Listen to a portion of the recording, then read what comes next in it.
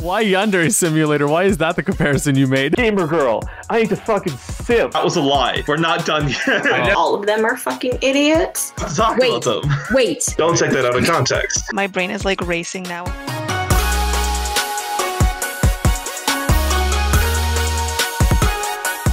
Is your intro? Is my guilty boner. Like you'll attract the kind of people that are into serial killers. That's still bigger than a city. It's more than one planet. Percy Jackson is Greek mythology fanfiction. Boneless. Oh my god. I want to. No.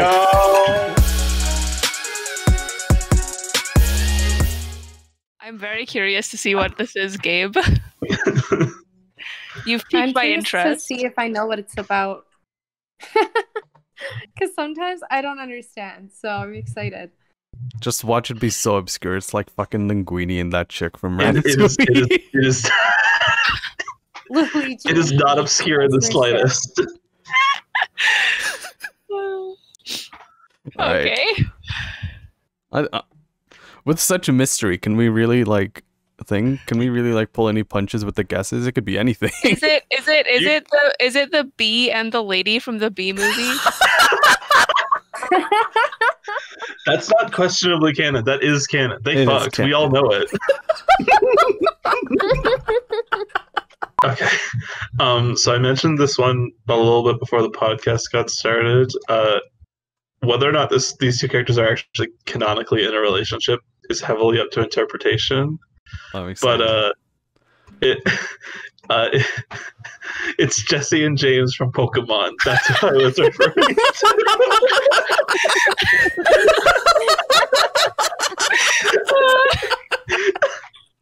That's not what I was expecting. Holy shit! I said I loved outlaw couples, and I specifically refused to name these as an example because I knew I was going to talk about these two later. I love these two so much. When these two make Pokemon, okay? You can't. These two are like the golden star of that whole series. There's no Pokemon without these two. They are wonderful. I love them. I don't have a very in-depth discussion to make about them because, like I said when I was talking about outlaw couples aren't really an opportunity for very in-depth relationships because they're both just mutually bastards. And in this case, that's basically their whole role. They're just very mutual bastards who just want to cause shit and stir ups. They want to stir shit up. Yeah. And make it fucking trouble for everyone around them. And they do it. They have fun doing it. They have an amazing camaraderie. I fucking adore these two. To this day, I still fucking adore Jesse and James from Pokemon. They're if you ask me what my main go is in terms of a relationship, I 100% Jesse and James from Pokemon. Nothing else. I mean, they are pretty iconic. I'll give you that. They are absolute chaos icons. Yeah.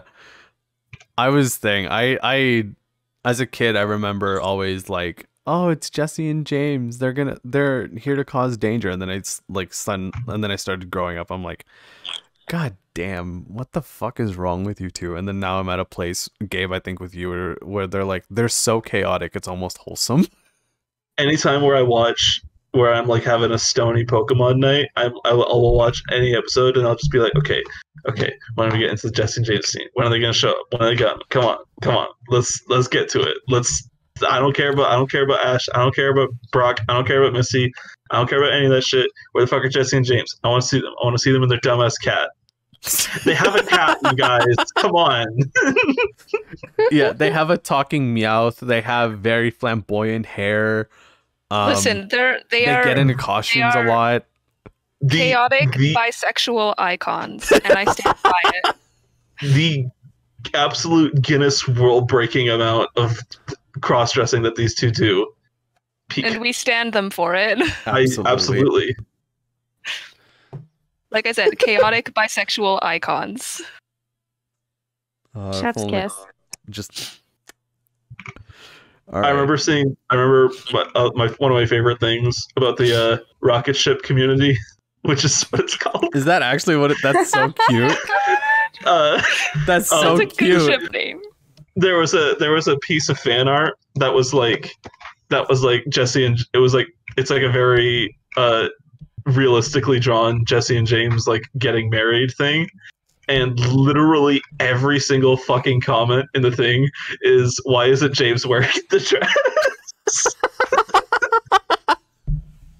I mean, why isn't he though? He was wearing the tux. He was wearing the dress, and everyone in the comments was like, "Why isn't she wearing the suit and he's wearing the dress? What the fuck?" You could only imagine that like thing. You could only imagine that they had a frivolous debate about that.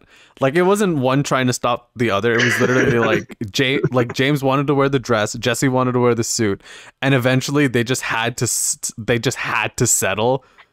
It was starting to piss off everybody. I just love them. They fuck up consistently for 20 years, but Giovanni has never fired them because, like me, just loves their presence. They bring so much energy. Can you imagine, like... Okay, I promise we'll get to Maddie's in a second, because, oh god. But can you imagine, like, everyone at Team Rocket, like, tuning into their fucking shenanigans like it's a reality show? Oh, fucking hands down, Giovanni has like a fucking live stream to that shit all day. That's the whole reason he has them. I would fucking bet money on that being canon. He definitely doesn't have them for their use of Pokemon catchers. Yeah, he knows he knows who to rely on if he actually wants to deal some damage. But Jesse and James, it's just entertainment. Also, side note, I'm not going to take constructive criticism on this. Giovanni is a DILF. Moving on. Okay, Maddie. Yeah, I can pick up after that. Hard to follow though, Gabe. You bastard. Why would you set Maddie up like that? Come on. You've set her up for like timing failure. She can't top that. All right, anyway. Damn, maybe I should have gone first. We should know better by now. Always put Gabe at the end. Yeah,